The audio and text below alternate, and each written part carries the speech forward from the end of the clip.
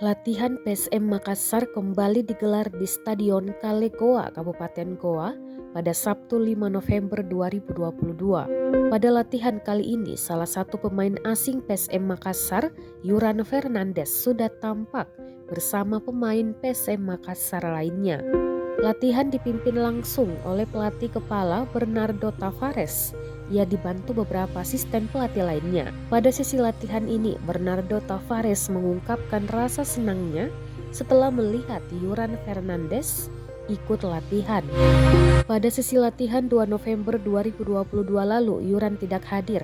Ia tidak hadir karena mengurus urusan keluarga. Meski baru ikut latihan, pelatih berlisensi UEFA Pro ini menegaskan Yuran tetap menjalankan program latihan sesuai dengan yang diberikan, sehingga kebugaran tubuhnya tetap terjaga meski lebih banyak mendapatkan jumlah libur. Di tengah ketidakjelasan kelanjutan Liga 1 2022-2023, PSM Makassar tetap menggelar latihan. Para pemain PSM Makassar sempat diliburkan selama kurang lebih 19 hari sambil menunggu kejelasan kelanjutan Liga 1.